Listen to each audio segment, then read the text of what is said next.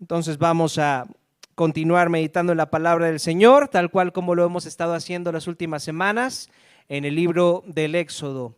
Y el día de hoy nos toca leer 3 secciones de la Biblia, 3 capítulos del libro de Éxodo, que las estaremos leyendo poco a poco cada vez que vayamos avanzando. Ahí están en la pantalla esas secciones que vamos a leer el día de hoy. Por el momento vamos a comenzar con Éxodo capítulo 19, versículos del 1 al 8. Dice así la palabra del Señor.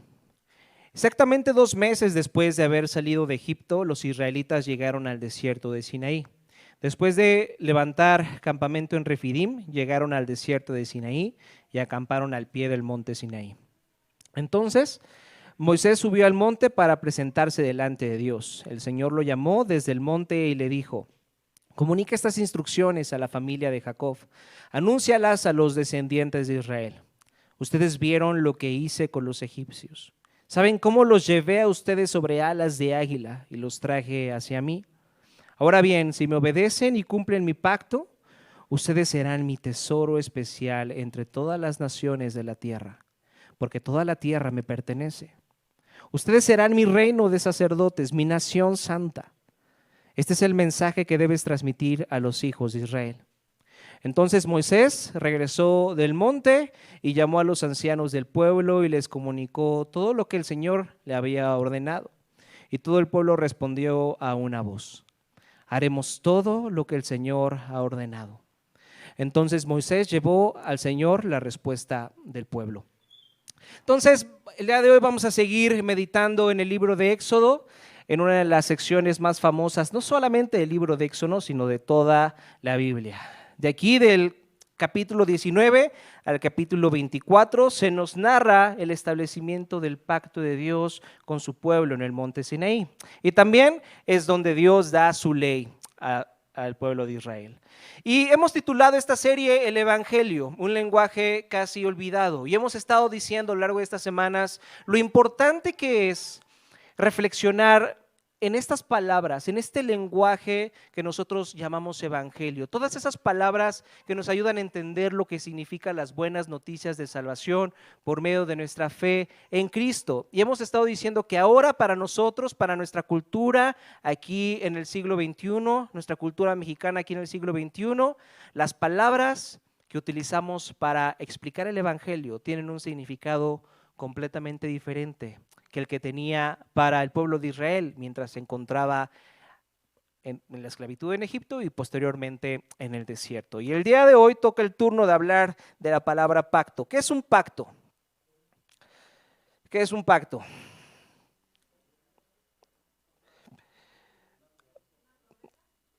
Me fui rápidamente a googlear y encontré en el diccionario de Oxford la siguiente definición. Dice que un pacto es un acuerdo vinculante entre 2 o más personas donde se comprometen a cumplir una serie de condiciones. Entonces, este es un pacto, un acuerdo vinculante entre 2 o más personas donde se comprometen a cumplir con una serie de condiciones.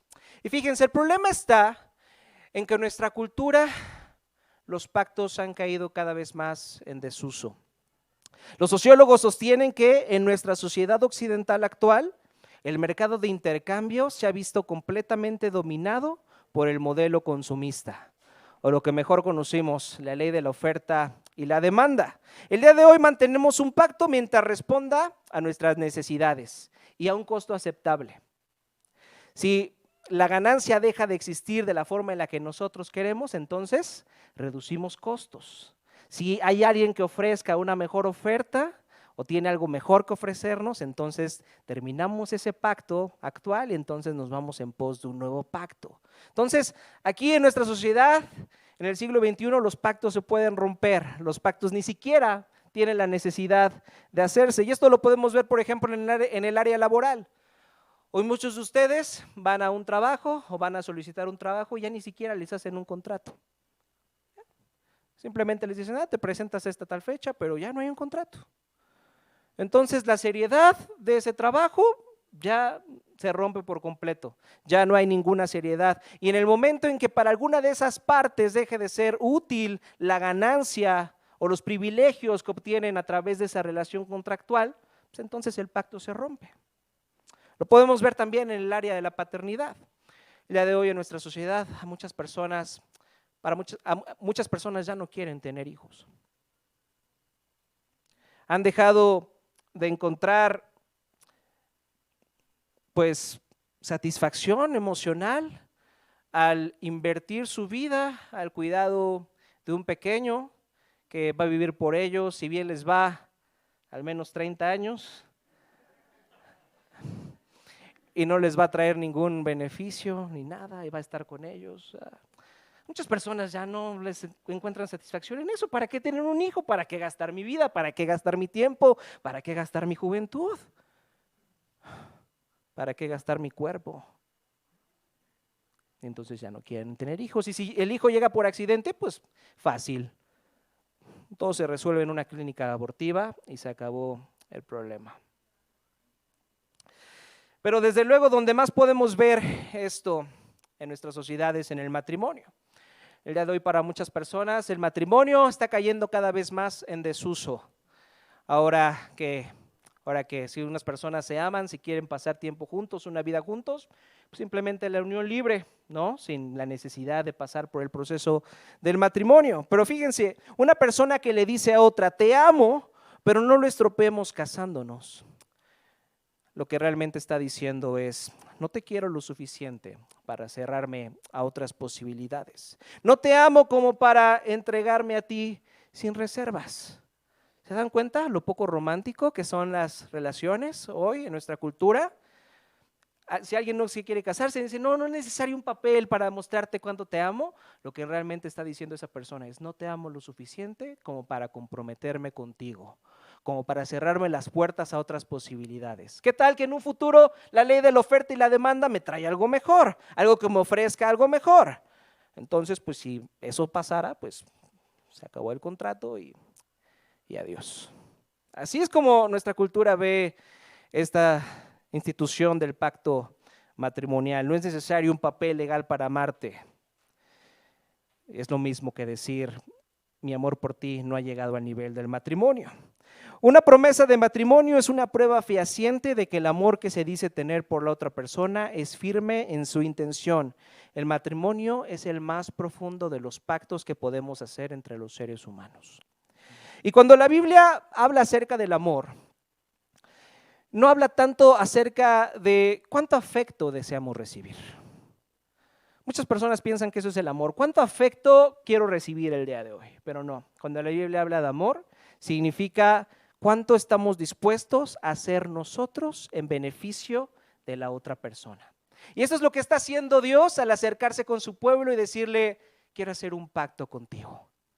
Esta es la relación más íntima y sincera que puede tener Dios con su creación, el entrar en pacto con nosotros. Y Él, al decirnos, quiere hacer un pacto contigo, está expresando su amor y está expresando que Él quiere invertir su tiempo, sus emociones y sus recursos en ti y en mí, en nosotros.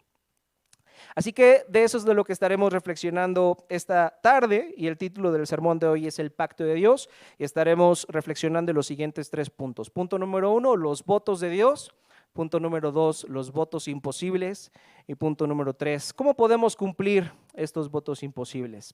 Los votos de Dios, los votos imposibles y cómo podemos cumplirlos. Punto número 1, los votos de Dios. Hace unos meses tuve el privilegio de casarme con mi hermosa esposa y cuando lo hice dije en frente a Dios y frente a su iglesia una serie de votos matrimoniales. En esos votos expresé no mis sentimientos personales en el presente, porque en el presente es muy fácil prometer muchas cosas. Cuando uno está enamorado de alguien, le quiere bajar el sol, la luna y las estrellas a la otra persona. Entonces, cuando uno está enamorado, cuando uno ya está ahí por casarse y está emocionado, es muy fácil que pueda prometer muchas cosas. Pero los verdaderos votos matrimoniales son promesas que se hacen para el futuro. Para cuando los problemas llegan, para cuando llegan los desacuerdos, para cuando de repente de un día para otro ya no me es tan fácil amar a mi esposa. Para cuando llegan las canas, para cuando llegan los kilitos de más. En mí ya llegaron, ¿no? Pero para cuando llegan los problemas, para cuando de repente de un día para otro me deja de dar motivos para que la ame. Para ese momento son los votos matrimoniales, no para lo que siento en el presente, sino para lo que me comprometo a hacer en el futuro. Esos son los votos matrimoniales. Pero para ese preciso momento es que se hacen los votos, porque lo que le da sentido al pacto matrimonial no son los sentimientos del presente, sino lo que nos comprometemos a hacer en el futuro, incluso cuando esos sentimientos parecen desaparecer. Entonces vemos a Dios entrando en un pacto con su pueblo, acercándose a ellos y diciendo: quiero entrar en un pacto con ustedes, quiero amarlos, quiero servirles, quiero ser su Dios. Y también les da su ley. Pero antes de darle su ley les recuerda algo muy importante. Fíjense lo que dice el versículo 4. Este es algo muy importante, ¿eh? Fíjense el lenguaje que está utilizando Dios, o la forma estructurada en la que Dios está estableciendo su pacto con su pueblo y les está dando su ley. Fíjense lo que dice el versículo 4. Ustedes vieron lo que hice con los egipcios. ¿Saben cómo los llevé a ustedes sobre alas de águila y los traje hacia mí? Ahora bien, si me obedecen y cumplen mi pacto, ahí vamos a detenernos un momento. ¿Se dan cuenta qué es lo que viene primero y qué es lo que viene después? Dios, antes de dar su ley a su pueblo, les recuerda la salvación que les ha dado. Les recuerda cómo los liberó de la esclavitud de sus enemigos. Ellos salieron de la esclavitud en Egipto, pero no tuvieron que hacer nada en el proceso. Todo lo hizo Dios. Dios envió las plagas, Dios abrió el mar rojo, Dios los alimentó en el desierto, Dios les dio de beber en el desierto. Todo lo ha hecho Dios. Y lo único que ellos tuvieron que hacer es ¿qué? Sentarse y observar lo que Dios había hecho por ellos. Lo único que tuvieron que hacer fue disfrutar del viaje recostados sobre las alas del águila. Ellos no contribuyeron en nada a su salvación. Dios está representado en esta majestuosa águila y les recuerda que ya los ha salvado, y en ese proceso Él los ha llevado sobre sus alas. Yo los he salvado, yo los he llevado sobre mis alas. Ahora pueden obedecer a la luz de mi salvación, a la luz de lo que he hecho por ustedes. Ahora están capacitados para cumplir mi pacto. Esto es algo muy importante que debemos entender. Dios no le da su ley a su pueblo para que al cumplir esa ley entonces lo salve. ¿Así es el orden? ¿Cómo funciona esto? ¿Qué hace primero Dios? Primero los salva y después les da su ley.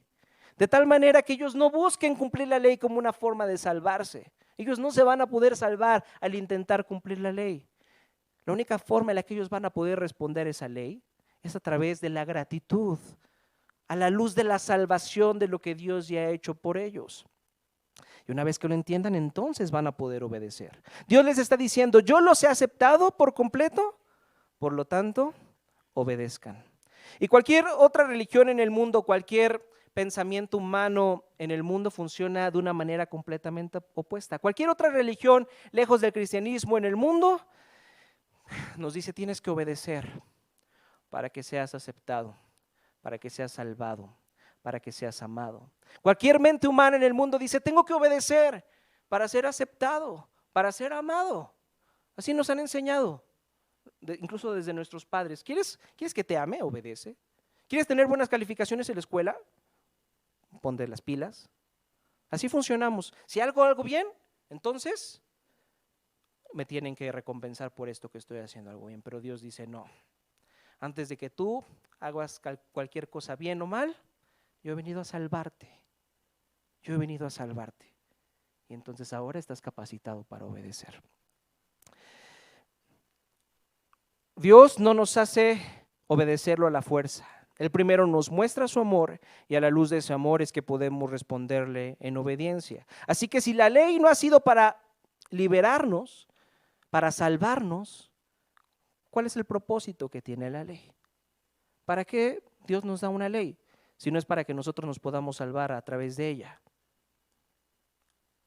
Vean lo que dice el versículo 5.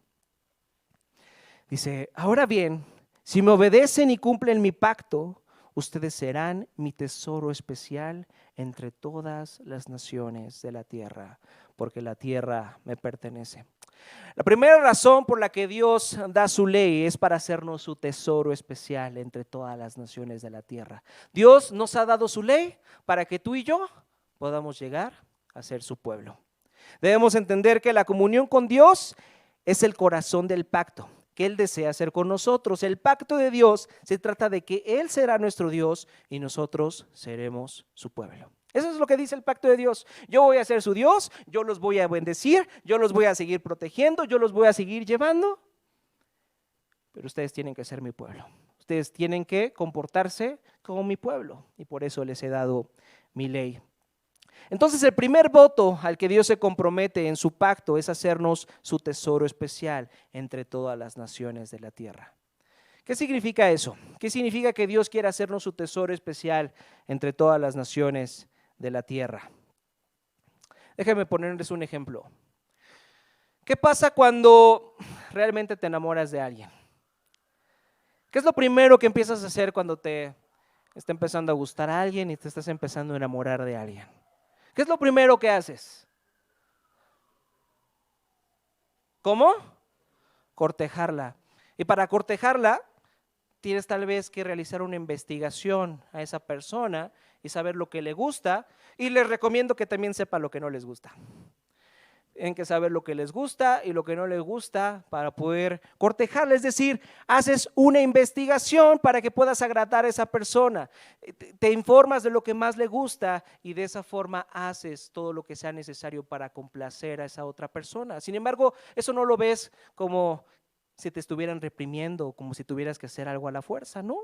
Estás tan enamorado de esa persona que lo que quieres es complacerla, entonces no lo ves como una obligación, es algo que te da gusto hacer, porque su felicidad se está convirtiendo en tu felicidad, porque su gozo se está convirtiendo en tu gozo, porque su alegría se está convirtiendo en tu alegría. Entonces buscas formas de complacerla, de hacerla feliz. ¿Se dan cuenta de lo que Dios está haciendo aquí? Al hacer su pacto con su pueblo y a darle su ley. Cuando Dios dice, quiero que me obedezcas para que pueda ser mi mayor tesoro, no significa que lo obedezcamos para que nos acepte, porque Él ya nos ha aceptado. Eso ya pasó. Entonces, ¿qué es lo que nos quiere decir con obedézcanme para que sean mi mayor tesoro? Vean cómo comienzan los 10 mandamientos ahí en el capítulo 20, versículo 1. Dios no empieza dándoles la lista de cosas que tienen que hacer. Fíjense cómo empieza, ahí un capítulo después, Éxodo 20, versículo 1. Dice, luego Dios le dio al pueblo las siguientes instrucciones. Yo soy el Señor tu Dios, quien te rescató de la tierra de Egipto, donde eras esclavo. Dios comienza recordándoles, yo ya los investigué a ustedes. Yo los amo tanto que ya hice mi investigación. Ya sé qué es lo que ustedes tanto quieren. Ya sé qué es lo que tanto ustedes necesitan. Ustedes necesitan ser salvados de la dura esclavitud en la que viven en Egipto. Perfecto. Ya los he salvado. Ya les he dado lo que ustedes realmente necesitan. Yo ya hice mi parte. Ahora les toca a ustedes. Lo que estoy haciendo al darles mi ley es mostrarles lo que me agrada, lo que me complace. Yo me complazco en la honestidad, yo me complazco en la integridad, me complazco en la justicia, me complazco en el amor. Pongan su felicidad en mi felicidad. Yo ya hice mi parte. Ahora les toca a ustedes hacer su parte. Y entonces se van a convertir en mi mayor tesoro. ¿Qué es un tesoro? ¿Qué es un tesoro? Algo que es valioso para una persona. Algún objeto en el cual encuentras belleza y satisfacción y lo haces tu mayor tesoro. Realmente el tesoro no es tanto el valor o el precio que tenga el objeto, sino el valor que tu corazón, que tus sentimientos, que tus emociones le dan a ese objeto. Eso es un tesoro. ¿Están de acuerdo? Y lo que Dios les está tratando de decir es que Él ya está comprometido a amar a su pueblo y ahora a ellos les toca comprometerse. Obedézcanme para que podamos tener una relación íntima, una relación de deleite mutuo. Obedézcanme para que puedan saber que los atesoro con todo mi corazón. Yo esta ley que les he dejado no es para fastidiarlos, no es para coartarlos, sino para que ustedes puedan darse cuenta que yo soy su mayor tesoro y que los amo y que los atesoro con mi corazón. Ese es el primer voto que hace el Señor. Pero no es todo a lo que Dios se compromete. Vea lo que dice el versículo 6. Dice, ustedes serán mi reino de sacerdotes, mi nación santa. Vamos a comenzar con lo que dice, lo que significa ser su nación santa. ¿Qué significa la palabra santo? Ya lo hemos dicho muchas veces a lo largo de esta serie de sermones. ¿Qué significa ser santo? Significa ser apartado, significa ser diferente. ¿Y qué significa una nación? Es un grupo de personas que los distingue algo, ¿están de acuerdo? En nuestro contexto, una nación nos distingue nuestro origen étnico. Si todos nacimos en México, entonces nuestra nacionalidad es ¿qué? Mexicanos. Entonces, fíjense, cuando tú te vuelves en creyente en Jesucristo, cuando entiendes que eres salvo únicamente por gracia, no por tu desempeño, entonces vienes a formar parte de una nación que debe de ser completamente diferente a los demás. Dios quiere que seamos una nación santa, una nación apartada, una nación diferente. No apartada de las demás, que no convivamos con las demás personas, no, pero que no nos dejemos llevar por la forma en la que viven esas demás naciones. Eso significa ser una nación santa.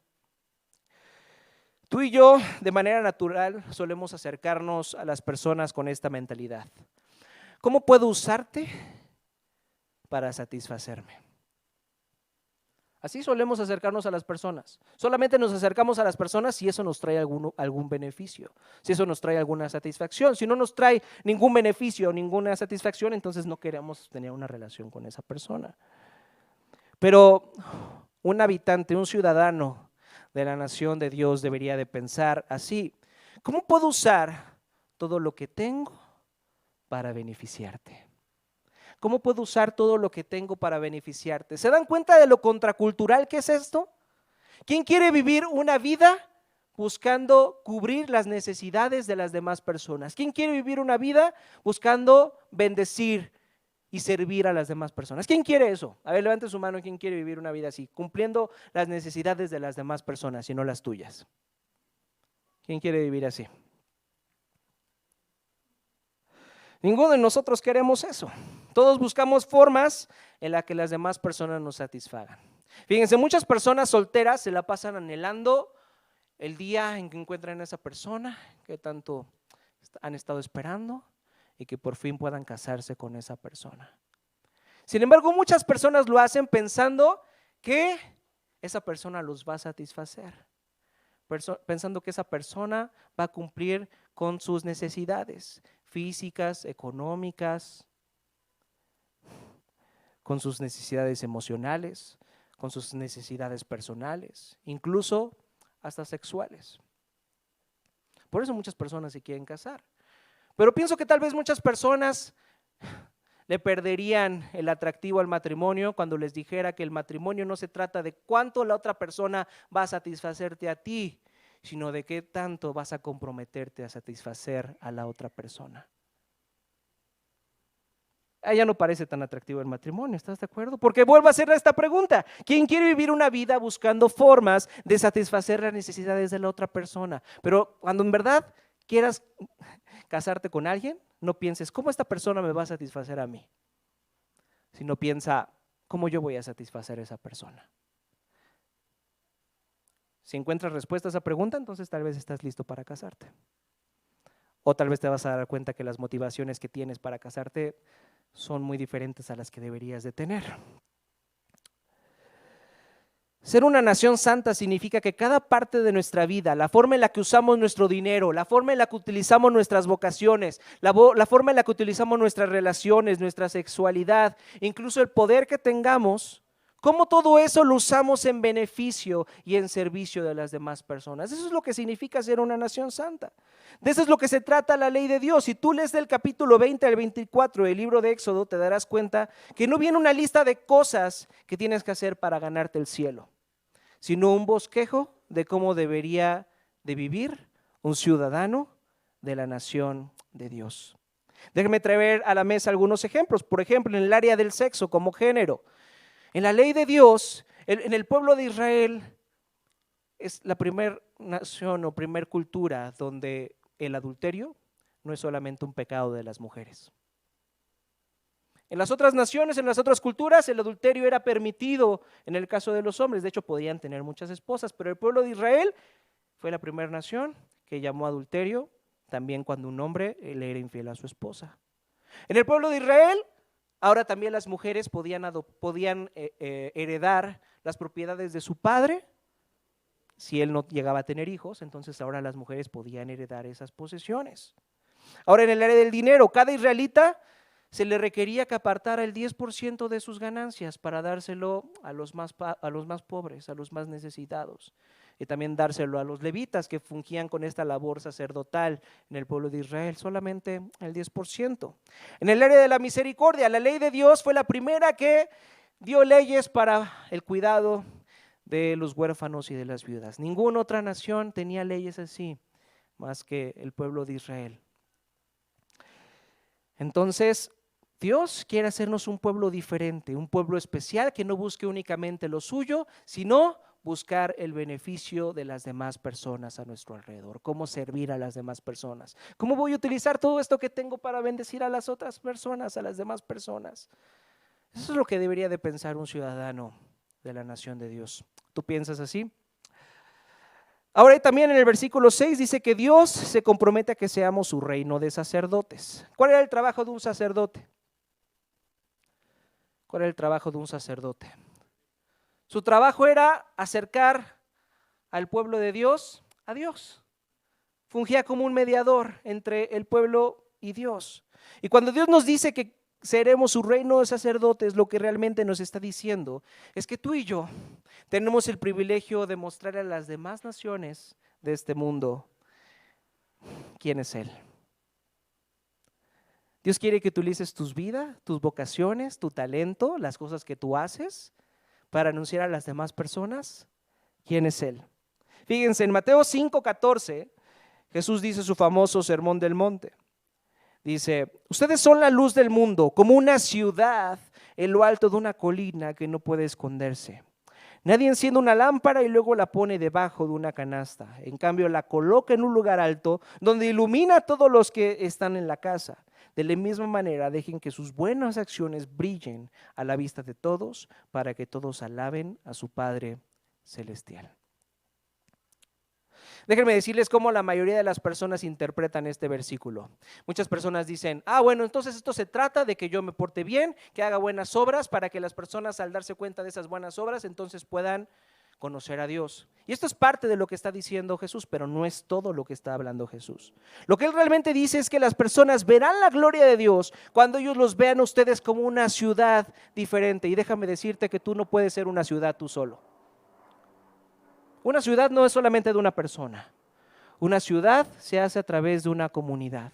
Entonces, cuando Dios nos quiere hacer un reino de sacerdotes, quiere que tú y yo como comunidad seamos luz para el mundo. Para que cuando las demás personas vean la forma en la que utilizamos nuestro dinero, nuestro tiempo, nuestras vocaciones en beneficio de las demás personas, entonces puedan ver ¿qué? La gloria de nuestro Dios. Ese es el privilegio al que tú y yo somos invitados al formar parte del pueblo de Dios.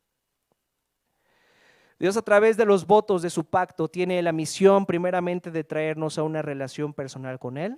Segundo, a convertirnos en una nación única, en una ciudad diferente y hermosa, en una comunidad renovada. Y tercero, nos da el privilegio de mostrarle al mundo quién es Él, su belleza. ¿Cómo logrará todo esto Dios? ¿Cómo lo va a lograr? A través de su ley. Y a muchas personas no les gusta eso porque dicen, a ver, si Dios me ama, si Dios quiere hacer un pacto conmigo, ¿por qué no simplemente se acerca conmigo y me ama? ¿Por qué me da una serie de reglas que tengo que cumplir para poder relacionarse conmigo? Déjenme decirles que una relación de pacto no puede ser realmente íntima en ausencia de un compromiso legal. Es una relación más íntima precisamente por eso, porque es legal. Como el matrimonio. En el matrimonio hay unas ciertas reglas y compromisos a los que te comprometes, valga la redundancia, con tu esposa o con tu esposo. Y realmente lo que le da ese poder vinculante es que es legal. Entonces Dios quiere tener una relación íntima contigo y por lo tanto deja su ley. Dios no solo está dando sus votos basados en sus sentimientos del presente, sino que nos muestra lo que Él está comprometido a hacer por nosotros en el futuro, incluso cuando tú y yo no cumplamos con nuestra parte del pacto. Lo que nos lleva a nuestro punto número 2. ¿A qué nos comprometemos nosotros? Punto número 2, los votos imposibles. Veamos cómo empiezan los 10 mandamientos ahí en Éxodo 20, versículo 1.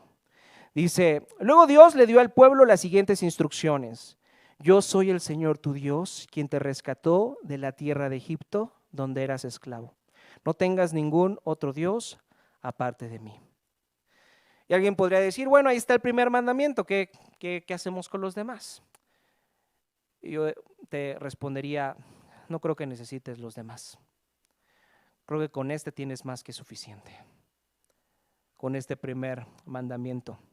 Pensando en esto, el reformador Martín Lutero dijo las siguientes palabras.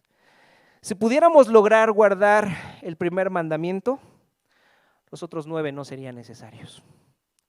Si pudiéramos lograr cumplir el primer mandamiento, los otros 9 no serían necesarios. Si pudiéramos cumplir con no tener otro Dios aparte de Él, entonces los demás mandamientos no serían necesarios. Antes de que Dios diga no mates, no robes, no mientas, Él dice no tengas otros dioses aparte de mí. Y después, inmediatamente después, dice no te hagas imagen de lo que hay en el cielo. Lo que Dios quiere hacer con todo esto es señalarnos cuál es nuestro mayor problema. ¿Cuál es el principal problema de la humanidad? Y el principal problema de la humanidad es que tú y yo hacemos de las cosas de este mundo más importantes que Dios. Tú y yo solemos hacer de las cosas de este mundo cosas más importantes que nuestro Dios. Ese es el problema fundamental del mundo. Déjame decirte que cuando tú estás teniendo algún problema en cualquier área de tu vida, tal vez estás fallando en amar, o estás fallando en decir la verdad, o estás fallando en ser generoso, o estás fallando en la forma en la que te comportas, o tal vez estás experimentando sentimientos destructivos. Todo esto es en base a que en tu corazón hay algo que ha tomado el lugar supremo de importancia en tu vida que debería de tener Dios. Todo el origen de nuestros problemas, todo el origen de las cosas que nos duelen, nos lastiman, que nos preocupan, tiene su origen en que hemos puesto a algo en el nivel de Dios. Por ejemplo, si tienes problemas en administrar tu tiempo, si normalmente eres desorganizado y no sueles terminar las cosas a tiempo, es probable que le eches la culpa a tu indisciplina. Pero eso no es tu mayor problema. Tu mayor problema es que no sabes decir que no. Porque seguramente has hecho un ídolo la aprobación de los demás. Y te importa más lo que piensen las demás personas de ti que lo que pueda pensar Dios de ti. Ese es el origen de tu falta de administrar tu tiempo. Permítanme darles otro ejemplo, decir una mentira. Tal vez cuando digas una mentira digas, wow, es imposible que pueda cumplir los mandamientos de Dios, soy un pecador. Pero lo que realmente debes de preguntarte al decir una mentira es, ¿por qué la estoy diciendo? ¿Por qué estoy mintiendo? Y tal vez detrás de esa pregunta te vas a dar cuenta de la gran inseguridad que hay en tu corazón. El gran miedo que hay en tu corazón de perder algo, de ser descubierto. Y entonces ese algo es aquello que ha tomado el lugar de Dios en tu corazón. Dice el pastor Tim Keller al respecto: la idolatría en nuestros corazones siempre intensificará nuestras emociones normales y las hará intratables y devastadoras. Si tú pones a algo más en el lugar de Dios, entonces ese algo se ha vuelto tu ídolo, un Dios falso en el cual vas a poner tu esperanza, tu seguridad, tu satisfacción y tu consuelo. Y si tú lo haces así, entonces tus emociones normales, todas esas emociones normales que los seres humanos sentimos, se harán intratables y devastadoras.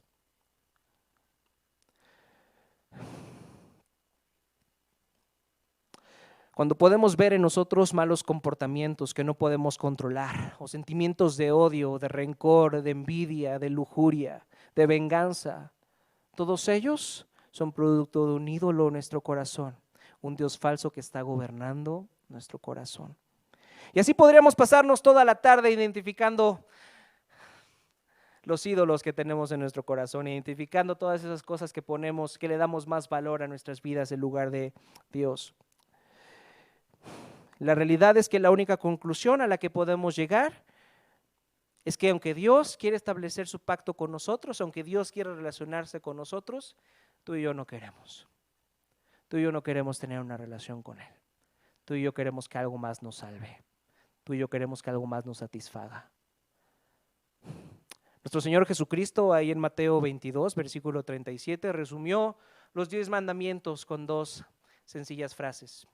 Dice, si realmente quieres hacer la voluntad de Dios, si realmente quieres salvarte a ti mismo, lo único que tienes que hacer es esto. Fíjate muy bien. Si quieres salvarte a ti mismo, lo único que tienes que hacer es esto. Amar al Señor tu Dios con todo tu corazón, con toda tu mente, con todas tus fuerzas. ¿Quién de aquí puede hacer eso? Bueno, está bien, a lo mejor esta está muy difícil. El Señor Jesús nos da otra opción. A ver si con esta sí puede. Ama a tu prójimo como a ti mismo. ¿Quién ya está listo para salvarse por su propia cuenta? Lo que nos damos cuenta es que no amamos a Dios con todo nuestro corazón y con toda nuestra mente y con toda nuestra fuerza. Nos amamos a nosotros mismos con todo nuestro corazón, con toda nuestra mente y toda nuestra fuerza. Y todas las personas que decimos amar, realmente las amamos de una forma egoísta, buscando formas en las que puedan satisfacernos, buscando formas en las que puedan llenarnos. Y si dejan de satisfacernos y si dejan de llenarnos, entonces ya no queremos tener ninguna relación con ellas y las dejamos de buscar y las dejamos de tener una relación con ellas, nos separamos, nos divorciamos, ya. Esa es la realidad de nuestro corazón. Tú y yo no podemos cumplir nuestras partes del pacto. Tú y yo no podemos cumplir nuestros votos delante de Dios. Son votos imposibles para ti y para mí. Es a través de la ley de Dios que podemos darnos cuenta cómo es en realidad nuestro corazón. Y llegamos a la terrible conclusión de que no podemos cumplirla por más que intentemos esforzarnos. Entonces, ¿qué hacemos ahora? Alguien podría estar diciendo, oye, esto que estás diciendo está muy interesante, pero no me hace sentir mejor de ninguna manera. Qué bueno es saber que Dios me ama, qué bueno es saber que me ofrece de su gracia, pero Él me está llamando a tener una relación de pacto con Él me está llamando a obedecerle, y sin embargo no hay forma en que yo pueda mantener esa relación, no hay forma en que yo pueda cumplir con lo imposible que son estos votos. Entonces, ¿qué hacemos? ¿Cómo podemos cumplir estos votos? Esto nos dirige a nuestro punto número 3. ¿Cómo podemos cumplir estos votos? Ahora vayamos a nuestro último texto, que se encuentra en Éxodo 24. En estos versículos vemos que pasa algo bastante interesante, algo bastante curioso. Y esto sucede a partir del versículo 7. Fíjense lo que dice. Luego tomó el libro del pacto, Moisés, y lo leyó al pueblo en voz alta.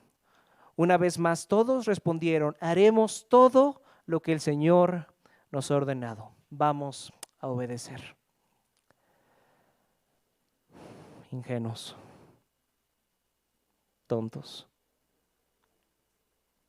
¿Alguna vez has aceptado hacer algo que cuando ya lo estás haciendo dices, no sé en qué me metí?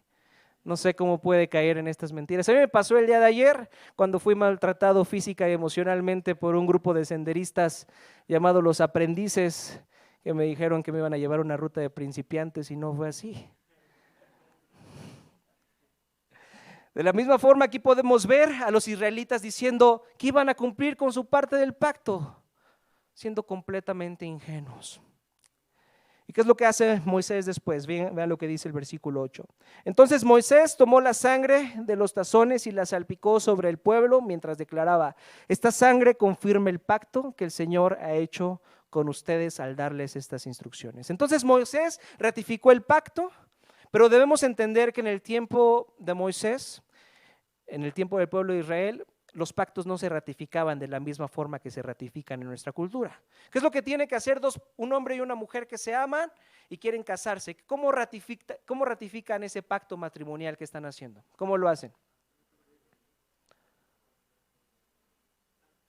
A través de firmar un trozo de papel. ¿Están de acuerdo? Que le llamamos acta de matrimonio.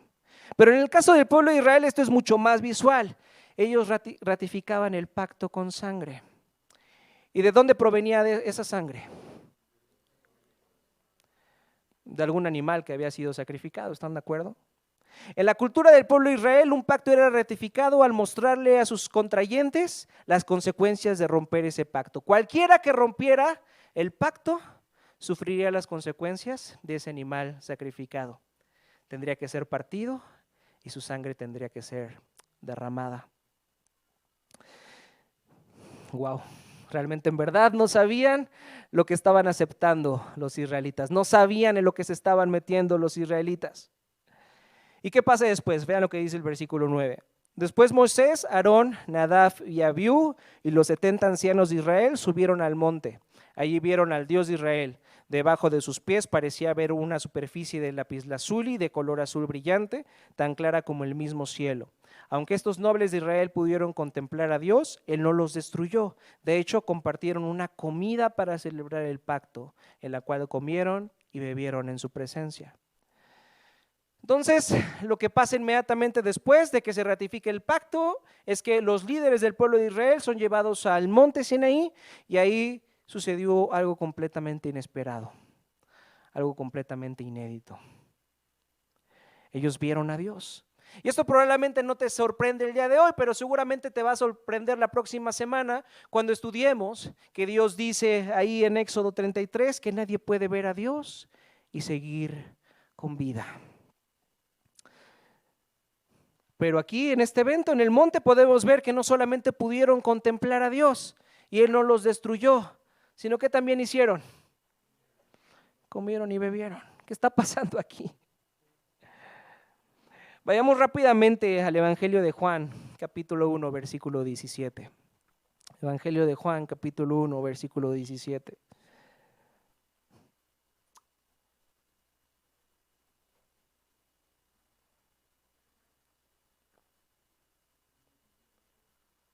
Los que tengan ahí su Biblia, vamos a leerlo. Ahí está, dice: pues la ley fue dada por medio de Moisés, pero el amor inagotable de Dios y su fidelidad vinieron por medio ¿de quién? De Jesucristo. Nadie ha visto jamás a Dios, pero Él, ¿quién es Él? Jesucristo, que es Dios, está íntimamente ligado al Padre. Él nos ha revelado a Dios. Jesucristo nos ha dado a conocer a Dios. Entonces, si nadie puede ver a Dios y seguir con vida, pero Moisés y los líderes de Israel estaban comiendo y bebiendo con Dios y no murieron, y Juan nos está diciendo que Cristo nos ha revelado a Dios, entonces ¿con quién realmente estaban comiendo y bebiendo Moisés y los líderes de Israel? Con Jesús. ¿Y esto les recuerda algo?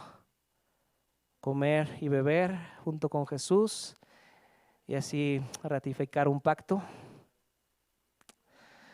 La Santa Cena, ¿verdad?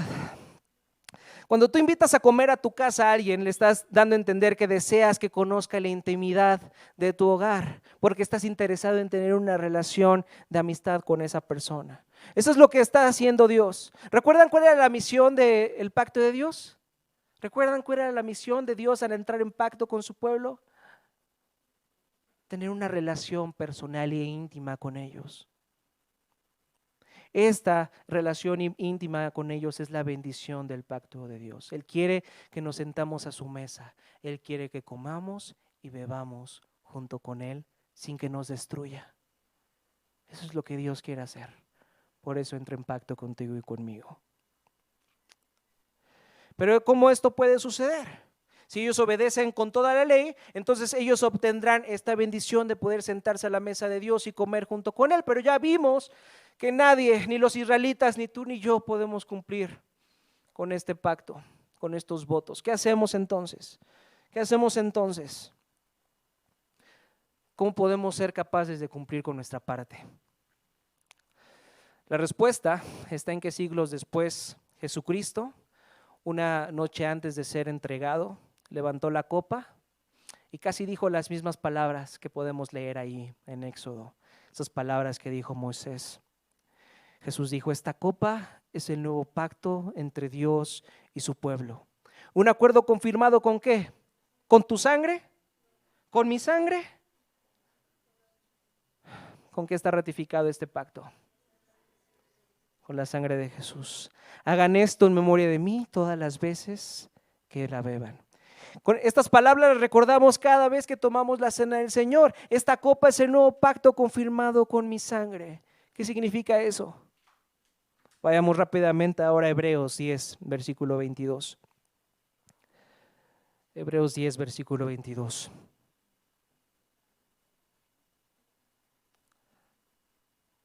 Estoy esperando no para presionar a los de audiovisual, sino porque quiero que puedan leer lo que dice Hebreos 10, 22.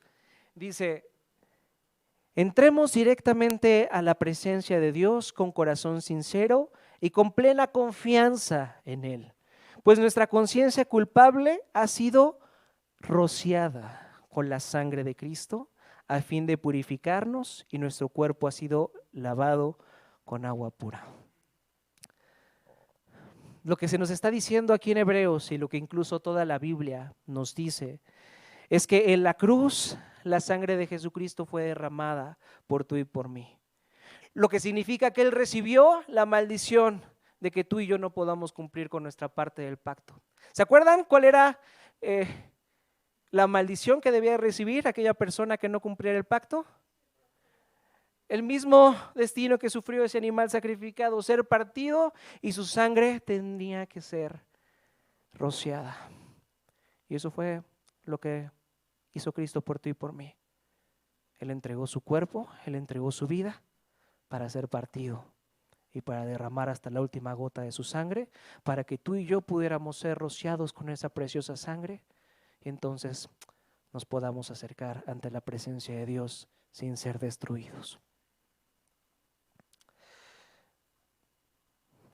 Lo que esto significa no es solo que tú y yo seamos salvos por gracia, o que Dios desea entrar en pacto con nosotros por gracia, sino significa que tú y yo nos mantenemos en el pacto de Dios por gracia.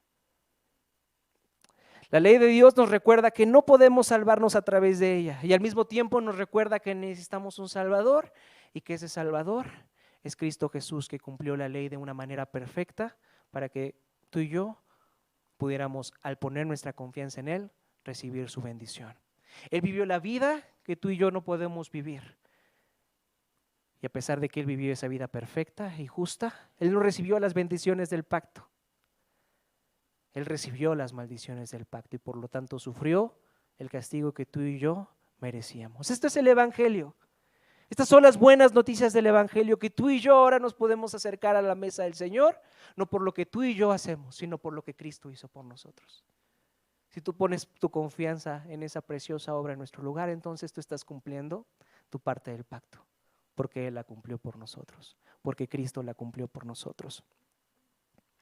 Esto ahora nos permite acercarnos ante la ley y usarla sin miedo. Puedes usar la ley para moldearte a ti mismo y convertirte en esa persona que Dios quiere formarte, en esa nación renovada que Dios quiere usar para darse a conocer en el mundo. Puedes usar la ley para luchar contra todos esos ídolos, contra todas esas tentaciones que hay en tu corazón, las cuales te llevan a poner un Dios falso en él, con la certeza de que si fracasas, Cristo ya ha pagado el costo de ese fracaso.